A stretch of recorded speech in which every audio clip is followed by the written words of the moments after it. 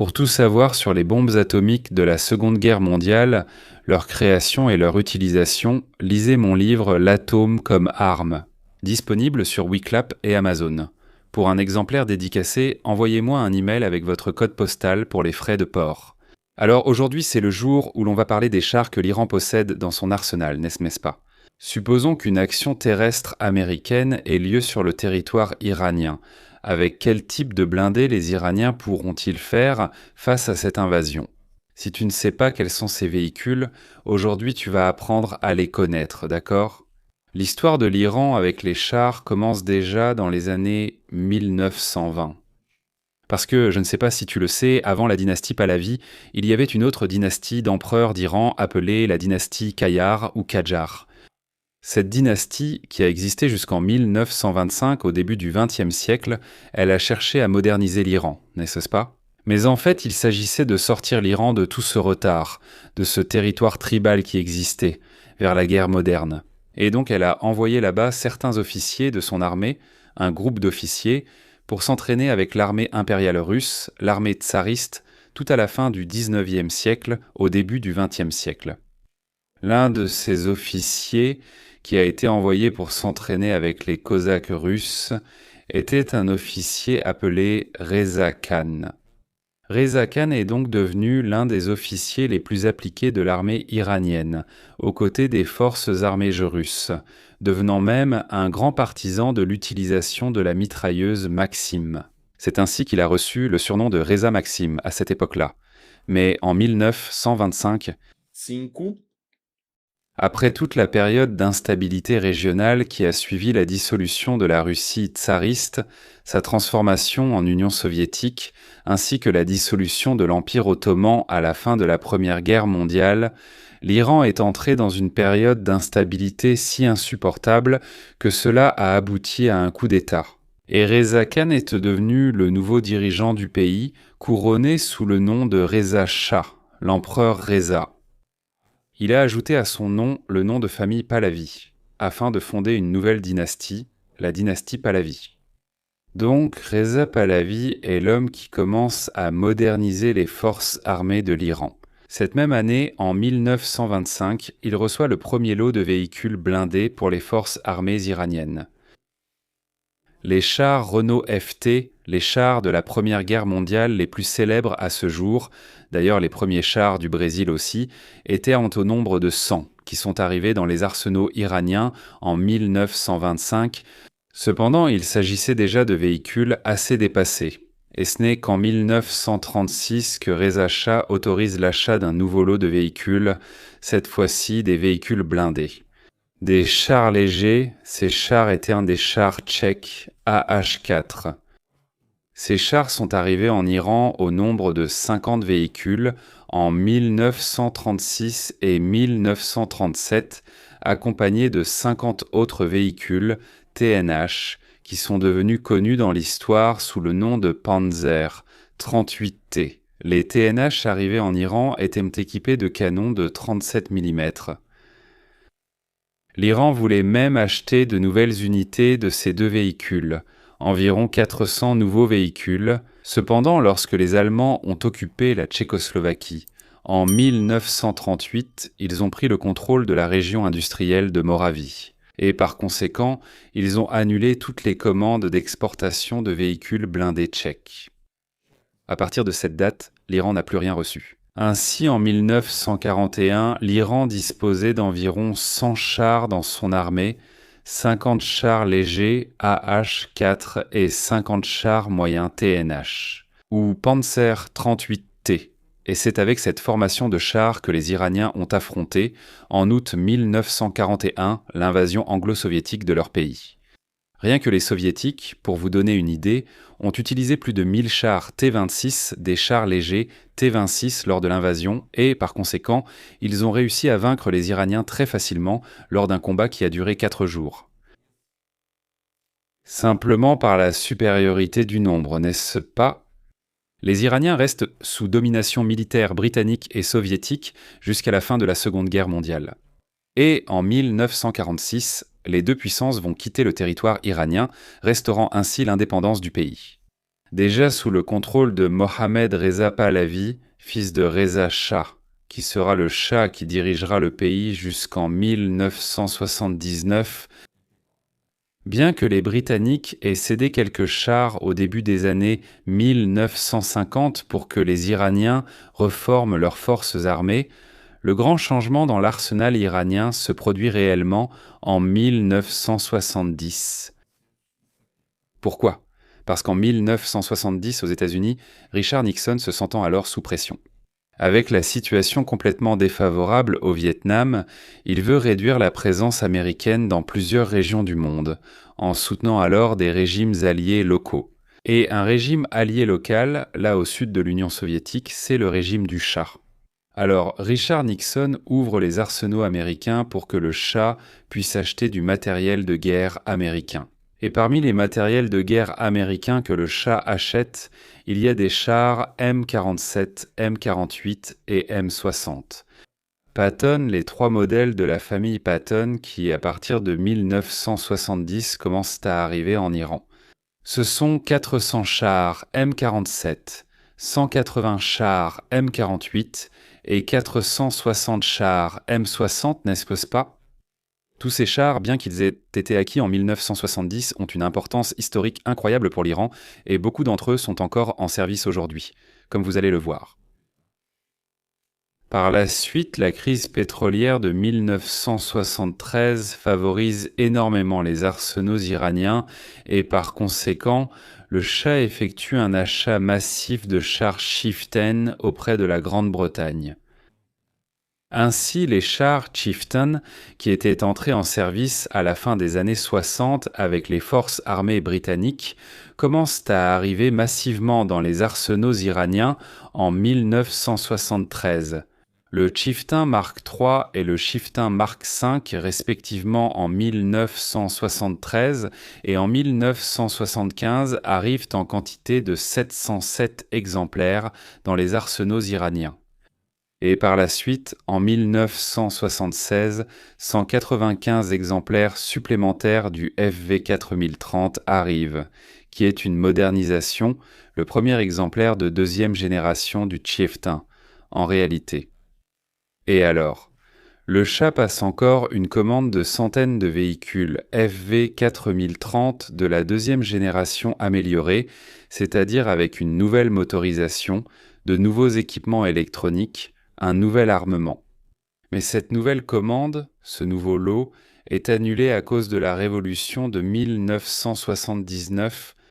En 1976, la même année où le Shah effectue ce dernier achat de Chieftains, il achète également quelques centaines de véhicules légers, de blindés légers, de chars légers, FV-101 Scorpion, avec les Britanniques aussi. Ces Scorpions sont également toujours en service aujourd'hui. Mais ensuite, en 1979, la Révolution a lieu et la Révolution met fin à tout cela. L'approvisionnement en pièces détachées, aussi bien de la part des États-Unis que de la Grande-Bretagne. Ce qui fait que tout l'arsenal de chars iraniens se retrouve dans les limbes, sans nouvelles pièces de rechange, sans nouvelles munitions qui arrivent. Et cette situation devient encore plus compliquée à partir de septembre 1980, lorsque l'Irak envahit l'Iran. L'Irak envahit l'Iran justement parce qu'il sait que cette situation se produit en Iran, n'est-ce pas ? La situation de l'Iran après la Révolution a entraîné de nombreuses pertes dans le secteur de la diplomatie commerciale et industrielle et a vraiment mis le pays dans une mauvaise posture. Il y aura même une contre-offensive iranienne appelée Opération Nasr entre le 5 et le 9 janvier 1981 qui sera la plus grande bataille de chars depuis la Seconde Guerre mondiale. Depuis la Seconde Guerre mondiale, c'est la plus grande bataille de chars. Pourquoi ? Dans cette bataille, 350 chars irakiens et 330 chars iraniens sont impliqués. La plupart des chars iraniens étaient des M60 américains et des Chieftain britanniques. Mais voilà ce qui se passe, mec. Les Irakiens utilisaient des chars T-62 et T-72 soviétiques, qui étaient des chars plus légers et qui avaient une meilleure mobilité. Sur ce terrain très accidenté, désertique et difficile, du champ de bataille, là-bas, au Khaouzistan. Donc, les Irakiens ont perdu 45 chars lors de cette grande opération Nasr. Mais les Iraniens ont perdu pas moins de 214 chars dans cette bataille. 214 chars. La grande majorité de ces chars étaient des chieftains, parce que les chieftains iraniens, la plupart d'entre eux de première génération, avaient un rapport poids-puissance assez mauvais.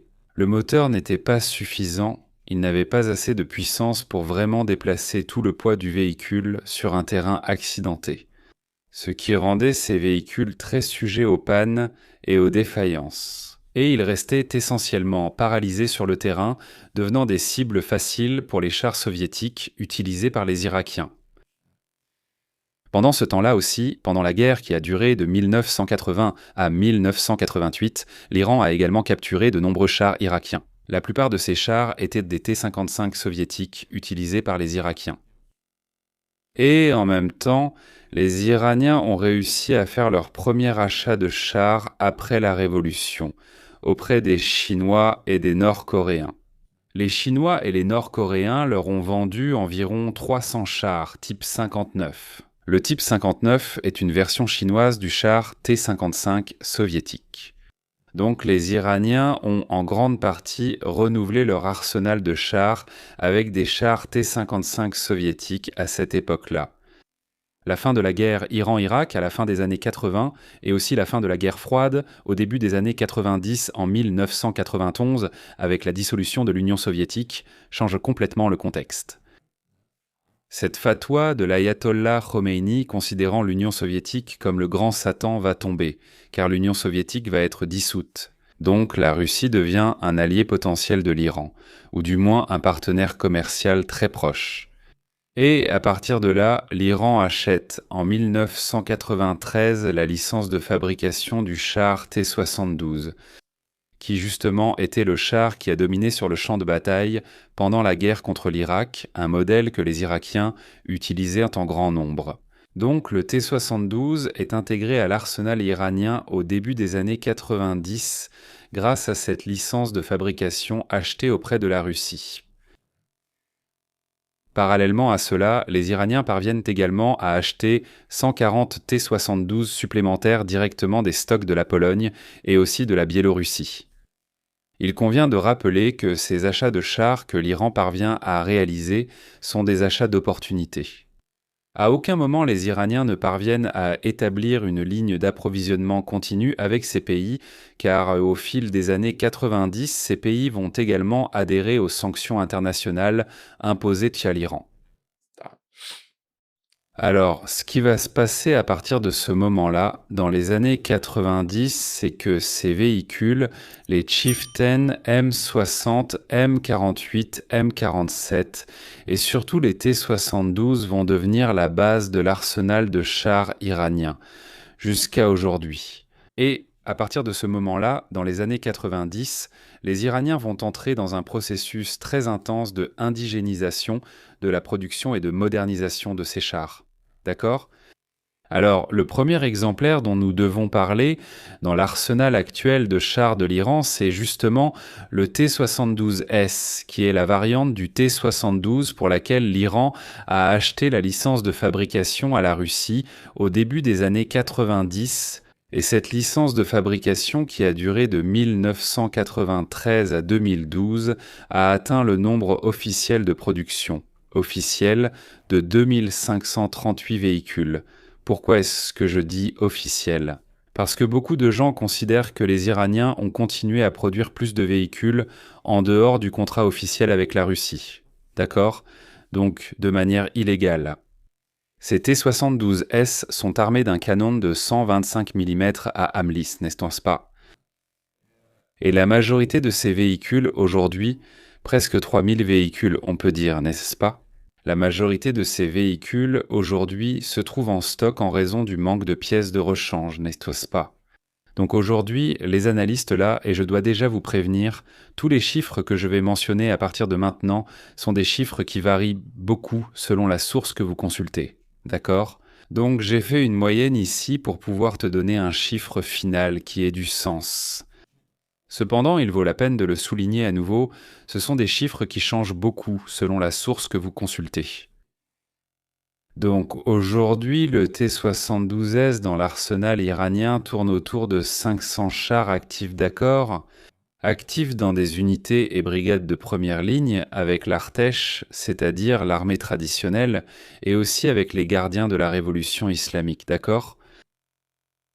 Ensuite, on a un autre char que tu pourrais même confondre avec le T-72, mais non, c'est le type 72Z, d'accord? Le type 72Z n'est pas le T-72S soviétique iranien, non. Le type 72Z, aussi connu sous le nom de Saphir 74, est une modernisation des chars T-55, d'accord. Première génération d'après-guerre de chars soviétiques qui s'éloignent des T-34, n'est-ce pas? Donc les T-55 et T-54 qui ont été capturés aux Irakiens, ainsi que des exemplaires de véhicules qu'ils ont achetés aux Chinois et aux Nord-Coréens, ont été modernisés selon ce standard, comme le type 72Z ou le Saphir 54, avec le remplacement de l'armement d'origine par un canon rayé de 105 mm et l'utilisation massive de munitions réactives. D'accord? De blindage réactif, pardon, j'ai dit munitions. Blindage réactif, ce sont les ERA, ces petites boîtes, n'est-ce pas? Ces sortes de parallélépipèdes que vous voyez recouvrir toute la surface du char, surtout sa tourelle, n'est-ce pas? Ce sont de petits explosifs qui doivent faire exploser le projectile lancé contre le char avant que ce projectile n'atteigne le blindage du char, d'accord? Aujourd'hui, selon les normes de 2026, l'efficacité de ce blindage réactif est fortement remise en question. Y compris en Ukraine, on a vu un succès assez limité de ce type de blindage réactif, d'accord? Mais les Saphir 74 sont aussi équipés de viseurs laser, n'est-ce pas? Avec des télémètres laser là pour pouvoir viser avec l'arme principale. À partir de 1996, les Saphir 74 ont commencé à être fabriqués, n'est-ce pas? C'est-à-dire qu'ils ont commencé à sortir des lignes de production en modernisant ces anciens chars.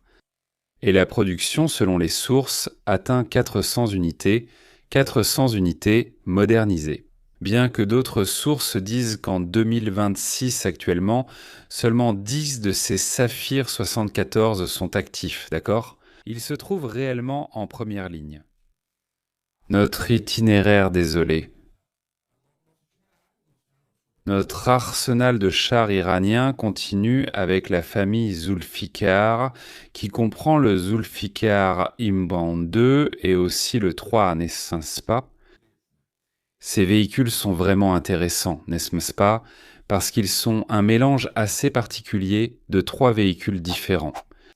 En fait, même 4, n'est-ce pas? Ils utilisent des composants du T-72, du M47, du M48 et du M60 Patton, n'est-ce pas? Donc il est curieusement un mélange de véhicules américains et soviétiques de la guerre froide. Donc les Zulfikar, ils utilisent des canons principaux de 125 mm à Amlis, n'est-ce pas? Ce sont des armes d'origine russe, d'accord? Ce sont des canons d'origine russe qui ont été achetés par les Iraniens. Et à partir de 1996, une ligne de production de 400 unités du Zulfikar a été lancée là-bas en Iran. Le Zulfikar 2 n'a pas été produit en série, il n'y a eu qu'un prototype, mais à partir de 2011, une ligne de 150 véhicules Zulfikar 3 est sortie de la chaîne de production iranienne, d'accord ? Et les Iraniens ont également présenté en 2016 une dernière modernisation des chars T-55, qui est le char Tiam, d'accord? Ce char Tiam a présenté de nombreuses nouveautés, tant au niveau des équipements, de l'électronique que de l'armement, offensif et défensif y compris. Cependant, on ignore toujours s'il a dépassé le stade de prototype, n'est-ce pas? Il semble toujours à ce stade. Bon, après cela, nous avons le Tozan, d'accord? Le Tozan est un véhicule qui est la modernisation des Scorpions. Tu te souviens que j'ai parlé des chars légers Scorpions britanniques? Ces nouveaux Tauzans, donc, ils utilisent un canon rayé de 90 mm et ils ont aussi un lance-missile anti-char monté dessus, un lance-missile anti-char Tufan, d'accord? Donc c'est un véhicule qui ressemble à un chasseur de chars, un petit chasseur de chars léger, dont 20 unités ont été construites en 1997, d'accord. Alors, on revient maintenant au vieux Chieftain. Le Chieftain britannique, acheté dans les années 70, a reçu en 2006 une modification modernisée appelée Mobarès. Et ce Mobarès a reçu un canon à âme lisse de 120 mm, avec aussi un télémètre laser, n'est-ce pas? Et 50 unités de ce Mobarès auraient été fabriquées depuis 2006, n'est-ce pas? Il convient de rappeler que l'Iran possède encore aujourd'hui environ 5 Chieftain, originaux non modifiés, dans son arsenal. C'est l'arsenal. Puis en 2020, le Kahar est apparu. Le Kahar serait une sorte de char de bataille principal, n'est-ce pas? Un char de bataille principal iranien, de conception entièrement nationale. Cependant, certains analystes, ici, en Russie et aussi en Occident, disent qu'il n'est rien d'autre qu'une modification de la plateforme du T-72 dont le châssis est d'ailleurs celui du T-72A, n'est-ce pas? Avec la technologie embarquée du T-90 russe. Donc ce Kahar-là, il est équipé du même canon russe dont j'ai parlé, de 125 mm à âme lisse. Il utilise de l'ERA, il utilise un blindage réactif aussi, sur toute sa surface. Et il a aussi le télémètre laser, n'est-ce pas? Et cette arme est une arme stabilisée par ordinateur. Mais depuis 2020, lorsque ce véhicule a été annoncé, n'est-ce pas? 800 pas moins de 800 unités ont été commandées par la garde révolutionnaire. Initialement, 150. Par la suite, 650 de plus. Mais jusqu'à aujourd'hui, on n'a aucune preuve que ce véhicule ait vraiment été mis en production, n'est-ce pas? Aucune confirmation complète n'a encore été donnée à ce sujet. Et puis, finalement, en 2024, apparaît le Soleiman 412. Le Soleiman 412 est une modernisation du M60 Patton américain, également acheté dans les années 70. Ce Soleiman 412, il a reçu des ajouts à son blindage, des structures qui lui donnent un aspect moderne. Il est équipé d'un canon de 120 mm à âme lisse, également protégé par un blindage réactif. Il est stabilisé, le canon est stabilisé, et il y a aussi le télémètre laser là-haut. Et il a été annoncé en 2024 cependant, on n'a pas non plus une idée claire du nombre d'unités qui ont déjà été modernisées, selon ce standard, n'est-ce pas? Quoi qu'il en soit, l'Iran possède encore, selon les analystes, environ 200 M60 originaux, des années 70 toujours dans son arsenal. Donc voilà l'arsenal de chars de l'Iran en 2026.